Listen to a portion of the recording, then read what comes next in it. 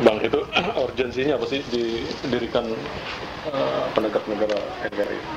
Wah, jadi dalam rangka melihat situasi bangsa dan negara ini yang hampir di semua lini kehidupan itu sudah terjadi suatu hal yang degradasi. Nah, jadi ini yang sangat memicu dan memberikan suatu semangat tersendiri kepada saya sebagai Ketua Umum Penegak NKRI untuk segera melakukan suatu terobosan-terobosan di dalam rangka untuk bisa memberikan kontribusi terhadap bangsa ini. Hanya kalau kita berbicara dalam kapasitas pribadi, tentunya sesuatu itu kan tidaklah akan menjadi sesuatu yang bisa berdampak. Maka itu yang membuat saya terpanggil dan dengan swadaya dan mandiri untuk membuka organisasi ini dan mendirikan supaya bisa melakukan langkah-langkah yang konkret seperti apa yang sudah saya katakan tadi gitu. Sejak kapan dibentuk? Ini kita sebetulnya sudah lama. Kalau di dalam semangat itu bukan hanya baru saat ini saja, itu sudah lebih kurang 4 atau 5 tahun yang lalu itu sudah ada secara semangat.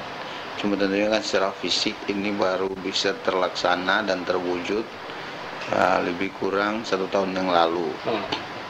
Nah, jadi dalam perjalanannya ya kita tetap mengacu kepada apa yang menjadi semangat awal.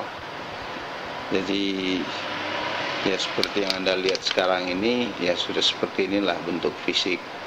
Dan kemudian kita sudah berhasil untuk membentuk cabang di tingkat provinsi, yang kemudian nanti akan dilanjutkan lagi kepada provinsi-provinsi yang lain. Begitu. Ada berapa provinsi? Sekarang untuk sementara kita yang sudah faktual, itu sudah 3 provinsi. Yang sudah faktual dalam arti kata mereka sudah mendapatkan legalitas untuk dalam bentuk SKT ya yang dikeluarkan oleh Depdagri setempat tingkat provinsi. Terus kemudian secara fisik sudah ada 3 provinsi yang terdata sampai sekarang. Gitu. Nah, ini tadi secara konkretnya aksinya seperti apa? Aksi maksudnya? Dibentuknya penegak NKRI pada pemerintah. Kalau kita sebetulnya akan memberikan kontribusi kepada pemerintah dalam upaya melakukan langkah-langkah, yaitu pendampingan, terus kemudian mempertahankan asas-asas NKRI ini, kan begitu. Jadi kalau kita berbicara soal NKRI, berarti kan di situ ada sistem, terus ada dasar daripada sistem itu yang dikatakan aturan. Aturan awal itu kan ada asal muasalnya. Nah itu yang kita harus protek bersama-sama. Sebetulnya ini bukan hanya menjadi tanggung jawab organisasi, tapi ini adalah menjadi tanggung jawab semua komponen bangsa termasuk pemerintah dan rakyat. Cuma kan kalau kita berbicara soal itu dalam situasi sekarang ini, kita tidak bisa mengharapkan kepada rakyat secara serta-merta, karena biar bagaimanapun rakyat juga punya suatu beban. Dia sudah beban di dalam menghadapi situasi kehidupan dia ya, secara pribadi, secara keluarga, secara kelompok.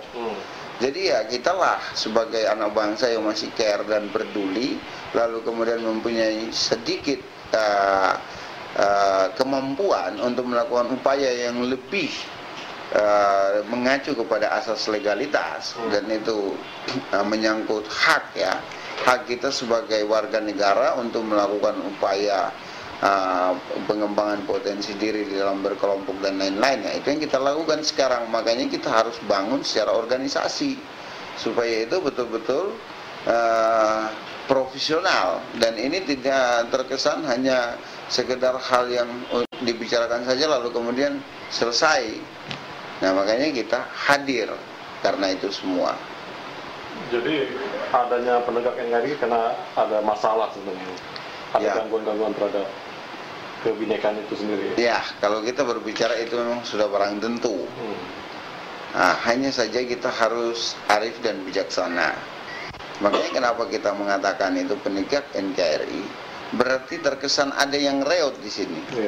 Nah, kalau kita mengatakan reot, berarti ini harus ditegakkan supaya dalam perjalanan bangsa ini ke depan, ya toh, ini tidak akan berpencar. Yang kita inginkan, kita berjalan dari awal bersama-sama, lalu kemudian kita mencapai finish, dalam arti kata sampai hayat di kandung badan, itu tetap juga harus bersama-sama. Itu. Jadi itu yang menjadi concern kami sebagai organisasi yang menamakan diri penegak NKRI untuk melakukan pembenaran-pembenaran dan pelurusan-pelurusan sistem yang notabene itu mungkin sudah banyak yang tersimpangkan. Makanya dalam segala kesempatan saya selalu mengatakan bahwa di sini sudah ada distorsi dan ini harus segera dikoreksi kalau kita menginginkan bangsa ini ke depan menjadi solid. So kalau kita tidak solid, berarti kita tidak akan bersatu. Nah, ada kan pepatah mengatakan bersatu kita teguh, kalau bercerai itu kita runtuh. Jadi itu sudah sebetulnya sudah sangat harga mati sebetulnya. Hanya kenapa sangat ironis dalam konteks ini kan semua orang kan bukan rahasia umum lagi ini. Lalu kenapa tidak ada yang saya dengar itu anak bangsa itu yang konsen membicarakan soal itu dan melakukan gitu secara nyata, bukan hanya sekedar wacana atau hanya sekedar cuap-cuap. Karena ini adalah perjuangan sebetulnya, gitu. Dan ini menjadi tanggung jawab semua anak bangsa. Jadi bisa kita tahu kira-kira kelompok-kelompok mana aja yang mengganggu kebinekaan itu sendiri? Wah, saya tidak mengatakan secara eksplisit kelompok mana, tetapi yang saya mau ingin tegaskan, siapa yang tidak konsen terhadap Bhinneka Tunggal Ika, ya berarti termasuk dia di dalamnya yang mau berusaha untuk mengganggu kebinekaan itu. Itu saja. Kepentingan mengganggu itu apa nih? Memang mau ada diarahkan sebagai negara agamis seperti itu? Ya kalau saya mau mengatakan itu, saya tidak bisa berandai-andai pada sekarang ini. Cuma yang saya lihat ada kecenderungan, gitu. Kalau mau mengatakan soal itu ada kecenderungan. Nah ini yang kita harus cegah. Jadi ini tidak boleh terjadi. Karena kalau kita berbicara tentang NKRI, di situ kita tahu betul bahwa NKRI ini terdiri daripada keberagaman suku, terus etnis, terus agama, kelompok dan lain-lain. Nah, ketika bangsa ini sudah dibentuk, lalu didirikan, terus kemudian sudah mendapat dasar negara dan lain-lainnya, ini harus dijaga. Ini tidak boleh dalam perjalanan lalu kemudian sekelompok orang pinginnya seperti apa terus kemudian dirubah, ini salah. Tidak boleh. Dan yang berhak merubah itu semua hanyalah tokoh-tokoh pendiri bangsa yang pada saat itu menamakan dirinya PPKI. Telah diketuai oleh Bung Karno sebagai founding father pada saat itu. Lalu kalau mau dirubah, ya bangunkan dulu mereka, baru bisa merubah. Kalau tidak ada, karena tidak ada delegasi daripada Bung Karno sebagai tokoh pendiri, sebagai ketua PPKI pada waktu itu untuk mengatakan bahwa bangsa ini kutitipkan kepadamu, lalu kemudian silakan yang mau bikin apa ke depan. Tidak ada. Hanya dikatakan bangsa ini kutitipkan kepadamu, kutitipkan bangsa ini kepadamu. Artinya itu adalah barang titipan, bukan barang kita. Makanya kita harus menjaga dengan apapun keberadaannya. Itu. Nah ini sampai kapan, Bang? Cabang-cabangnya akan terbagi provinsi secara total sampai kapan? Nah ini kalau saya target ini secara nasional ini dalam kurun waktu 1 tahun ya minimum kita bisa mencapai target 70%. Dalam kurun waktu mulai dari sekarang sampai 1 tahun ke depan. Itu lebih kurang 70% DPW atau tingkat provinsi itu kita bisa memiliki semua kepengurusan di sana. Otomatis ada kan asumsi dari banyak pihak ini akan dipilih sebagai parpol gitu, nggak seperti itu? Ya, saya kira masalah parpol atau bukan parpol itu sebetulnya bukan tujuan awal kita. Tapi kalau toh memang dalam perjalanan nanti memang terjadi nuansa yang akan mengarahkan ke sana, ya apa boleh buat. Ya memang kita harus mengambil sikap juga tentang itu. Karena itu adalah bagian daripada kita untuk melakukan langkah-langkah politik sehingga kita bisa berbicara tentang kepentingan masyarakat luas. Gitu. Tidak menutup kemungkinan. Cuma tentunya bukan itu, sekali lagi bukan itu menjadi tujuan awal kami. kritikan terhadap pemerintahan sekarang ini? Oh, sangat banyak sebetulnya. Ya, seperti kalau saya lihat itu, istilahnya sekarang itu kenapa kita konsen kepada langkah-langkah yang orientasinya kepada pemberdayaan. Karena yang terlihat sekarang mungkin ya, saya belum melihat secara secara realitas. Tapi yang saya lihat, barangkali ini pemerintah ini sudah melakukan yang terbaik. Tetapi yang terjadi sekarang bahwa tidak ada suatu kebijakan itu yang menyentuh langsung kepada masyarakat yang notabene memang itu harus membutuhkan dan harus menerima. Nah, makanya kita itu turun di situ, ranahnya di situ. Itu yang menjadi concern kami sekarang.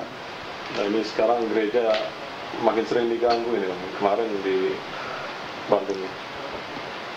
Bagaimana? Ya, banyak kaum minoritas khususnya gereja makin sering diganggu ini. Nah, sebagai ketua penegak ini. Nah, makanya disitulah kita punya proporsinya keberadaan kita di dalam suatu lembaga ataupun organisasi yang menamakan dirinya sebagai penegak. Nah, harus berperan serta dan berperan aktif di dalam memberikan pemaparan kepada semua komponen bangsa termasuk pemerintah supaya kita konsen terhadap nilai-nilai persatuan dan kesatuan itu. Nah, tentunya kan kita bisa merujuk di dalam suatu pertemuan yang mungkin katakanlah itu ya dari semua tokoh, elemen akademisi, lalu kemudian sejarawan, budayawan, tokoh-tokoh yang lain-lain. Nah, bisa berbicara tentang komposisi bangsa ini. Lalu kita bisa mengambil suatu kesimpulan yang bisa mengakomodir semua kepentingan. Akhirnya ya akan tercipta suatu nuansa yang aman dan damai gitu. Bagaimana Bang semacam kesepahaman kolektif bahwa negaranya memang ideologinya Pancasila, sedangkan ada sejumlah partai-partai agamis yang mengusung ideologi agama tertentu? Sebetulnya yang saya katakan, tidak boleh sebetulnya ada asas-asas lain di luar daripada asas yang kita sudah sepakati bersama. Di sini saya katakan bahwa pemerintah itu harus mempunyai suatu sikap yang tegas. Sikap yang tegas tentunya dia akan melindungi apa yang sudah menjadi dasar. Kan begitu. Lalu kemudian dia akan berpaling dan akan melihat dan akan berpihak kepada kepentingan semua golongan. Karena dia ada atas nama semua rakyat Indonesia. Kan begitu. Jadi ya ini yang menjadi suatu dilematik. Makanya kita perlu ada untuk melakukan suatu terobosan-terobosan dan upaya-upaya supaya kita bisa duduk di satu meja, lalu kita diskusikan tentang itu, kemudian kita bisa carikan solusinya. Jadi ada nggak semacam asumsi bahwa memang upaya Pancasila ini mau dilengsarkan, digeser menjadi digantikan dengan ideologi tertentu, yang abang lihat sejauh itu? Ya, ada sedikit kecenderungan yang saya lihat. Tetapi sekali lagi saya katakan, saya sebagai salah satu komponen anak bangsa, saya tidak rela kalau itu terjadi. Makanya saya melakukan suatu upaya perjuangan melalui apapun dengan cara saya, sekalipun saya memang menyadari dengan segala keterbatasan saya, tetapi saya minimum sudah melakukan, dan ini akan terus dijalankan supaya NKRI ini tetap tegak. Jadi tidak ada satupun alasan untuk melakukan suatu perubahan daripada asas dasar tunggal kita, asas bernegara kita. Itu tidak boleh terjadi. Sampai kapanpun tidak boleh terjadi itu. Jadi hampir sama dengan Nasdem juga Bang, restorasi gitu. Iya, saya kira mungkin mirip, tetapi substansi daripada langkah-langkahnya mungkin berbeda. Tapi ya istilahnya secara semangat ya mungkin mirip. Saya juga masih kurang tahu, baru saya sering dengar-dengar, tapi ya barangkali seperti itu. Udah ada semacam audiensi dengan pemerintah, mungkin dari menteri atau? Untuk sementara ini belum, karena kita tidak dalam format untuk melakukan audiensial. Itu saya anggap itu sebagai suatu faktor yang bisa mengikuti dengan sendirinya. Yang terpenting sekarang kita fokus kepada langkah apa yang kita sudah harus lakukan. Jadi kegiatan-kegiatan selama ini apa yang sudah kegiatan yang kita sudah lakukan kemarin itu kami bersosialisasi dengan tokoh-tokoh adat masyarakat di daerah Kalimantan, ya utama ini Kalimantan Barat, terus kemudian di Jawa Barat, ya sudah kita lakukan sosialisasi, terus kemudian temu bicara sama beberapa tokoh, dan kelihatannya mereka itu sangat antusias dan sangat animo masyarakat di sekitar itu sangat tinggi, dan mereka positive thinking terhadap keberadaan kita ini. Spesifiknya Kalimantan Barat di mana ya? Di Pontianak. Pontianak. Iya. Terus kalau di Jawa Barat? Nah, kalau di Jawa Barat di Bandung. Kapan? Terus ya di Pontianak itu 10 hari yang lalu. Kalau di Jawa Barat sekitar sebulan yang lalu. Terus kemudian Provinsi Banten dan sekitarnya. Justru mereka itu memang ya, kita kalau melihat kultur budaya mereka yang notabene itu mereka itu agak rada-rada sektoral ya. Jadi nuansa agamisnya itu cukup tinggi kalau di daerah Banten. Tapi begitu mereka dengar pemaparan tentang peninggalan NKRI, mereka sangat apresiatif dan sangat antusias. Karena mereka tahu betul nilai-nilai NKRI ini memang luhur dan itu sudah termaktub. Ya, cuma kita nggak tahu dalam perjalanan kok bisa seperti ini. Makanya disitulah dibutuhkan peran kita, harus hadir dan harus melakukan sesuatu. Tidak boleh hanya tinggal diam. Itu. Bisa jadi nggak akan disangka mereka wadah ini akan terbentur dengan kelompok-kelompok yang sebenarnya tanda kutip anti Pancasila gitu. Nah, saya tidak melihat bahwa kita itu hadir sebagai kompetitor, tetapi saya melihat bahwa kita itu hadir sebagai sosok daripada kelompok anak bangsa yang masih konsen terhadap nilai nasionalisme. Itu saja. Bang, kelahiran di mana tinggal? Lahirin? Saya di Sulawesi Tengah, Tanggal? Kabupaten Poso. Jadi kegiatan sekarang kan pengusaha ya? Saya pengusaha, jadi murni saya sebagai wirausahawan.